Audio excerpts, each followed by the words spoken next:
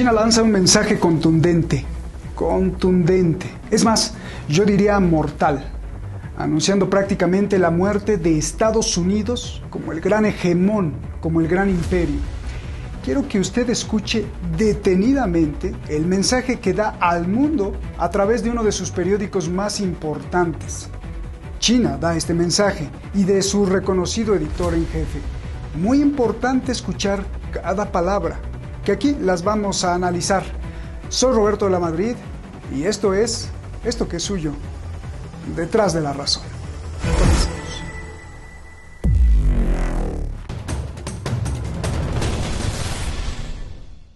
The US cannot defeat China. Estados Unidos no puede derrotar a China. Tampoco puede contener el desarrollo económico de China, ni la expansión de su fuerza integral, ni puede causar caos político en China, ni hacerla colapsar como la antigua Unión Soviética. Para enfrentar a China, Estados Unidos necesita usar enormes recursos y se debilitará en el proceso. China tiene un enorme potencial de desarrollo económico y su demanda social en general es muy fuerte, porque la gente común no es complaciente y quiere vivir una vida mejor. El Partido Comunista de China considera que la mejora de los medios de vida de las personas y la modernización nacional es su misión. Por lo tanto, los objetivos de China son muy consistentes en todos los ámbitos. Además, China es muy pragmática y sus políticas nacionales siempre se centran en la resolución de problemas, lo que determina la capacidad de China para seguir avanzando.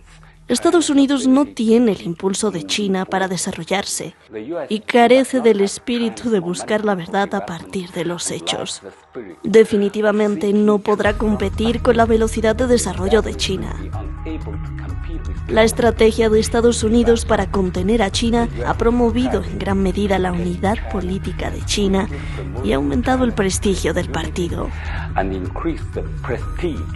Mientras China esté políticamente estable y permanezca abierta al mundo exterior, la trayectoria de nuestra creciente fuerza seguirá siendo irreversible.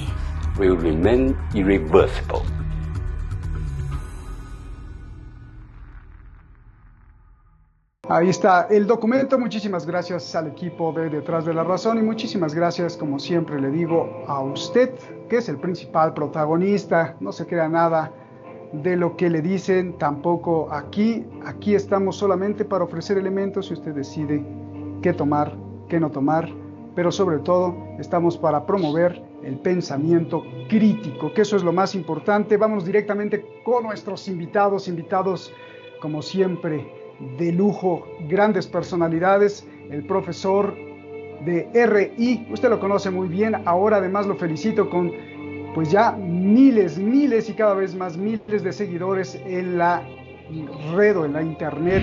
El doctor Jesús López Almejo, miembro del Consejo Nacional de Ciencia y Tecnología. Gracias por estar aquí, Jesús, un placer. Y también usted conoce muy bien, no me cansaré de decirlo, referencia como think tank, referencia como análisis, referencia como el que lleva la geopolítica en el pensamiento crítico, que eso es muy importante. Allá en España está con nosotros. Sí, ahí lo ve usted. Gracias, Adrián Celaya de CAI Center, director de CAI Center y fundador. Muchísimas gracias a los dos. Jesús, comienzo contigo y vámonos directo. A ver, ¿esto es un mensaje para Estados Unidos, lo que escuchamos ahí, o es un mensaje no solo para Estados Unidos, sino para el mundo entero? Por favor, adelante. Roberto, muchas gracias por la invitación. Muy contento de participar nuevamente en Detrás de la Razón y también saludo a Adrián. Un placer compartir este programa. Me parece, querido Roberto, que si nos atenemos a lo que dicen los teóricos de las relaciones internacionales, particularmente en lo referente a la corriente neorrealista, a la que también se le conoce como realismo estructural, estamos viendo una faceta de disuasión en la cual los chinos intentan convencer a los estadounidenses de no hacer cosas que le puedan perjudicar a los chinos, so pena de que los estadounidenses también tengan efectos negativos de sus acciones pues agresivas en contra de China. Durante la Guerra Fría veíamos justamente que la disuasión jugaba un papel muy importante en el sentido de desincentivar al otro, al competidor, de no hacer cosas negativas que también a ese competidor le fueran a perjudicar. Por lo tanto, estas palabras que escuchamos, Roberto, desde mi punto de vista, son disuasivas en aras de ahorrarse costos negativos compartidos, que fue lo que pasó con la guerra comercial que emprendió Donald J. Trump y que tuvo efectos adversos, sí para ellos, pero también para los aliados principales de ambos. Pero a ver, Jesús, dos cosas.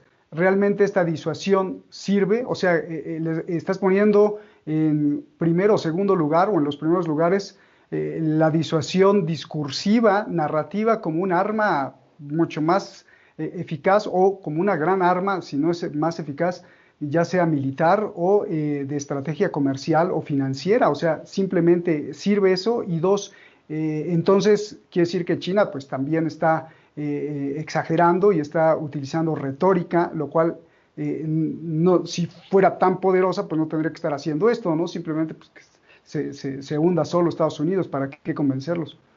Jesús. Sí, no, mi querido Roberto, no es que, o sea, de hecho no hay que poner en duda que China sea poderosa. Si nos atenemos nuevamente a las definiciones de poder que dan, por ejemplo, los realistas, nuevamente en las relaciones internacionales o los estudiosos de geopolítica, poder es la capacidad o la facultad que tiene un actor para cambiar el estatus y mejorar su posición con respecto a los demás. O, como diría el clásico, hacer que los demás hagan lo que a ese sujeto le interesa, ese sujeto colectivo le interesa que hagan. En ese sentido, no queda dudas que China tiene poder, tiene capacidades materiales, capacidades comerciales, capacidades financieras, tiene población, tiene salida a los mares, tiene una ubicación geopolítica muy importante que le da además la ventaja competitiva con respecto a otros, Roberto, de tener también fronteras que la pueden conectar con Asia Central, y a partir de tomar a Asia Central como una región pivote para penetrar Europa, le pone prácticamente en la jugada. Pero Roberto, tú mencionabas que si esto servía de algo más allá de la discursividad. Por supuesto que sí, y me explico. Lo discursivo sirve también porque dicen los teóricos del constructivismo social que las ideas influyen en la manera en que los sujetos actúan, en la manera en la que los sujetos piensan y también en la construcción de normatividad. Las normas, la expectativa del bien ser, definen qué es lo que se vale y qué es lo que no se vale en un juego.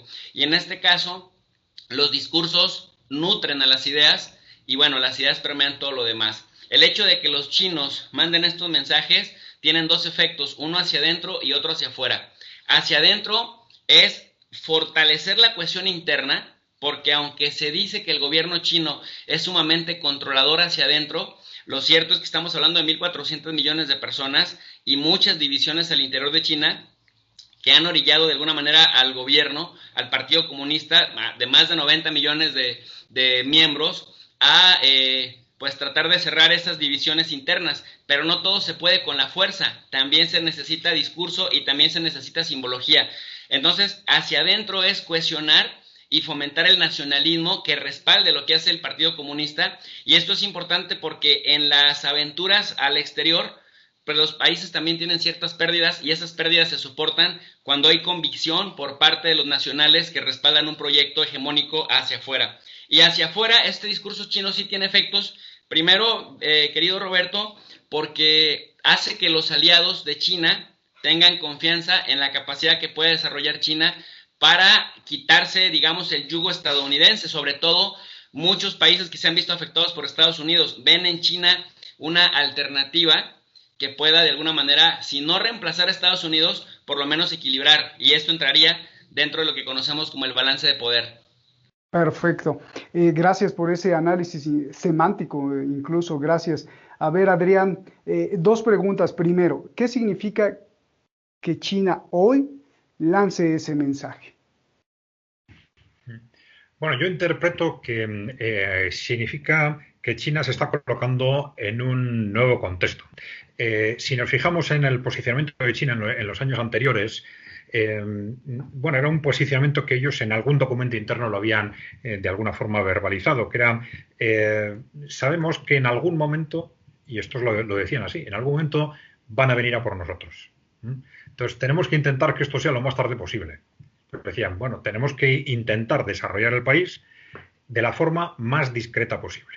Entonces, el posicionamiento internacional de China era de una extraordinaria discreción si lo comparamos con otros países emergentes, ¿no? Claro. Y, sin embargo, ¿qué ha sucedido? Pues claro, que esa posición, bueno, les ha dado muy buenos resultados, pero tiene sentido hasta que este posible, digamos, agresor, que tú has detectado como posible agresor, pues agrede expresamente, ¿no? Y esto ha estallado seguramente con la presidencia de Donald Trump. En el momento en el que Estados Unidos ya proclama por todas partes que China es el gran enemigo y aborda una guerra comercial contra China de forma tan directa, pues evidentemente el juego cambia. Entonces a China ya no le sirve de nada intentar pasar desapercibido. Eso ya sabe que no hay, esa baza ya se ha terminado. Entonces ahora lo que no le interesa es transmitir debilidad. Y en este contexto ya de una guerra dialéctica, comercial, etcétera, abierta, estar en silencio puede significar transmitir debilidad. Yo creo que efectivamente, como ha dicho el compañero, con este tipo de declaraciones que antes eran impensables desde China, en este momento al gobierno chino o al Partido Comunista les interesa transmitir fortaleza. Tú me lo has dicho aquí varias veces, desde hace años tú nos explicabas desde la economía cómo las guerras iban desarrollando primero en varios pasos, ¿no? Y una de ellas es la dialéctica, luego viene esta parte narrativa y luego va escalando cada vez más. ¿Qué significa, te pregunto, más a fondo de la palabra, qué significa que China sea incontenible? ¿Qué significa para el mundo y qué significa que China lo diga? Bueno, hay algo muy importante y es que me hagas esa pregunta. Es muy importante porque esto nos ayuda a interpretar el concepto. Porque si nos fijamos exactamente en lo que se han dicho en estas declaraciones, se está hablando de que el desarrollo de China es incontenible. No está diciendo que China sea incontenible en el mundo, que China vaya a abordar un proceso de expansión incontenible. Y esto es tremendamente importante, porque en Occidente estamos imbuidos de una mentalidad, digamos, colonial o neocolonial, en la que damos por supuesto que un país se desarrolla agrediendo, ¿no? China, desde luego, no tiene esa historia, ¿no? Y yo creo que esto es muy importante porque deberíamos ser capaces entre todos de construir un mundo en el que no miremos permanentemente con suspicacia el desarrollo de otros, dando por supuesto que ese desarrollo nos va a perjudicar. Entonces, yo creo que introducir esas declaraciones son compatibles con esta filosofía que los chinos están defendiendo constantemente en las relaciones internacionales, ¿no? Ellos hablan del win-win, ¿no? Tenemos que llegar a acuerdos en los que las dos partes ganen, que no se basen en que si uno gana, eso quiere decir que el otro pierde, ¿no? Entonces, el cambiar la filosofía de la política internacional, pasando de esa permanente desconfianza, porque no nos podemos olvidar que la historia de Occidente del último siglo, si se quiere, está basada en esto. Y hemos tenido 2 guerras mundiales basadas en la desconfianza de unos poderes frente a otros poderes emergentes y en qué hacemos para destruirlos, ¿no? Entonces, el salir de esa dinámica y el que, al contrario, el que sepamos apoyar el desarrollo de unos en el desarrollo de otros es fundamental, ¿no? Gracias, Adrián, por decirme que la pregunta es importante, pero entonces quiero hacer otra pregunta.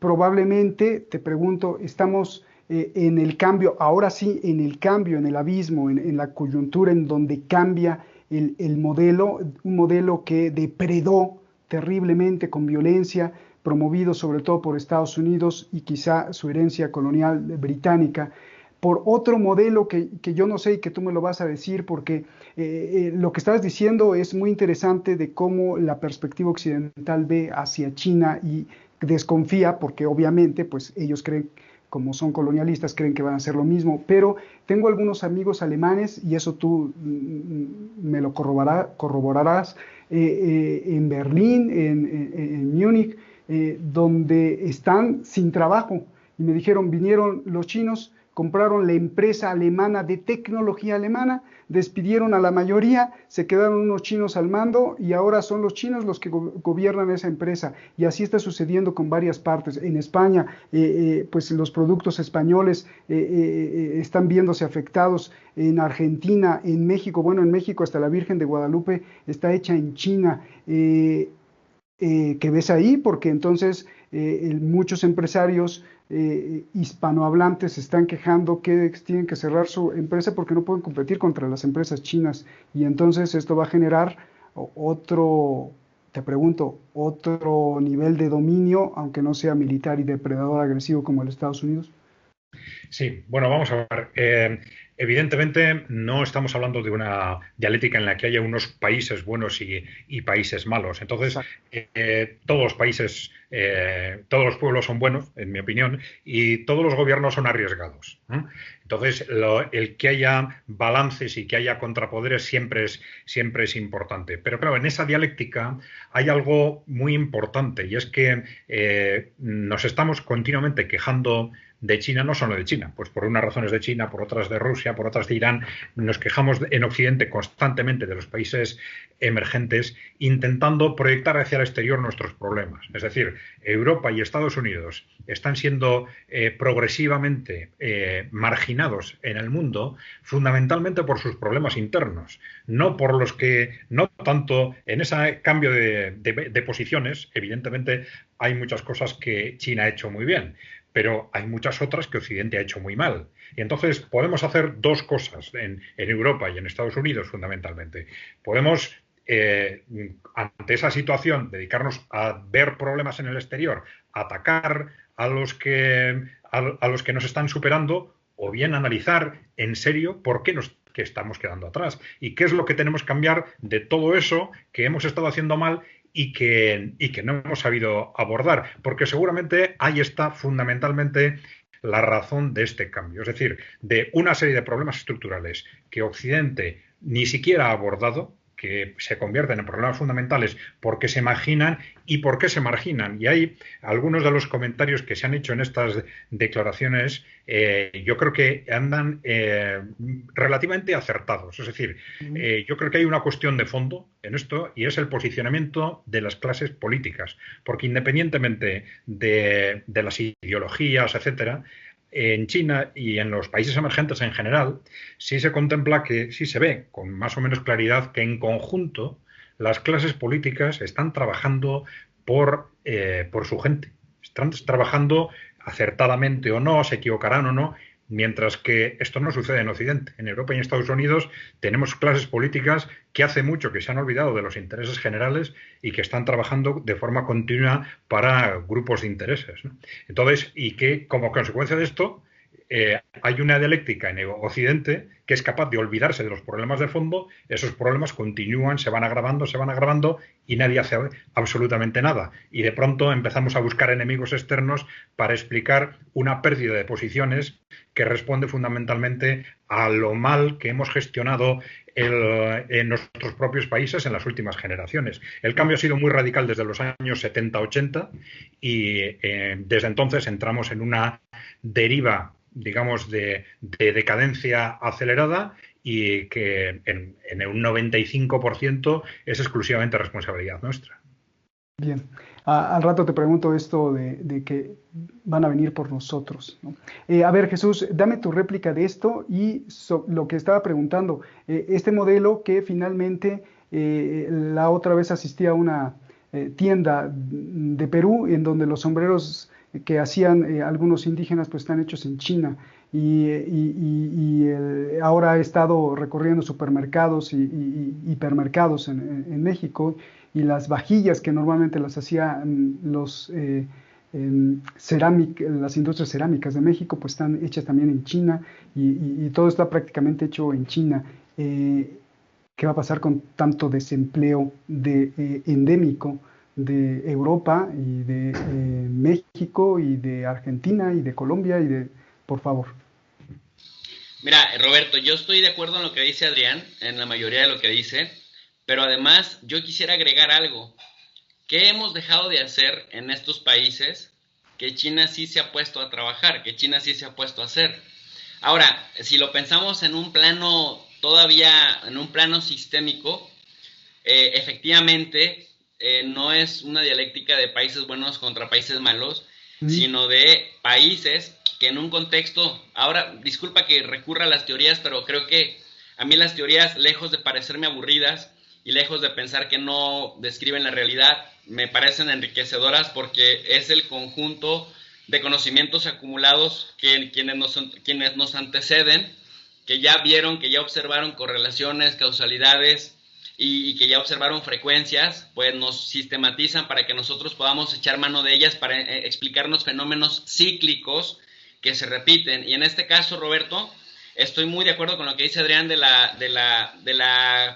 error que podemos cometer si vemos de manera maniquea, si tú quieres, incluso el tema de los países buenos o países malos, en el sentido de que finalmente dicen los neorrealistas que el sistema internacional es anárquico. Luego entonces, si lo perciben como anárquico, es decir, como un sistema sin gobierno, sin autoridad, entonces las unidades de ese sistema, en este caso los estados nacionales, que se abrogan además el derecho del monopolio del uso de la fuerza, terminan por hacer lo que sea necesario para sobrevivir, y el mecanismo de supervivencia los lleva, por ejemplo, a desarrollar ya sea políticas extractivistas, ya sea también carreras armamentistas, carreras tecnológicas. Bueno, en el contexto de la Guerra Fría incluso vimos carreras espaciales. En el contexto de la pandemia ahora estamos viendo carreras por las vacunas, y aquí es donde me quiero detener. Hay algunos que estratégicamente, como lo hizo Estados Unidos, se comportaron como viles acaparadores, carentes de toda solidaridad y de toda ética, pero ética en el sentido moral del término construido en Occidente. Sin embargo, Rusia y China, en este caso quiero hablar sobre todo de estos dos, que también desarrollaron la capacidad dentro de sus países para fabricar vacunas, hicieron una diplomacia diferente, la diplomacia de la salud, en el caso de Rusia y también China, pero China además hizo la diplomacia de la cartera. Es decir, mientras que Estados Unidos acaparaba todas las vacunas y se aislaba para primero vacunar a su gente, incluso haciendo que sus propias empresas, sus propias farmacéuticas incumplieran contratos con otros países que ya les habían adelantado dinero para que hicieran sus investigaciones. Una vez que llegaron a los resultados de sus investigaciones, se centraron en el mercado interno estadounidense por una orden ejecutiva de Joe Biden. En el caso de China y en el caso de Rusia, si tú lo quieres, incluso por pragmatismo, tanto la diplomacia de la cartera como la diplomacia de la salud fue al revés. O sea, lejos de primero ponerse a vacunar a su población, a pesar de que también fueron países muy afectados por la pandemia, empezaron a compartir, pues no solamente vacunas, sino también insumos para hacerle frente a la conversión de hospitales en diferentes países. El mismo México es un ejemplo de ello. Entonces, la contrapregunta sería, ¿qué dejamos de hacer en nuestros países, por ejemplo, en términos de investigación científica, en términos de desarrollar estrategias de venta, estrategias de producción, estrategias también de comercialización de nuestros productos, que sí llevó a cabo China? Y creo que la respuesta también se encuentra, Roberto, en parte de lo que ya nos decía Adrián.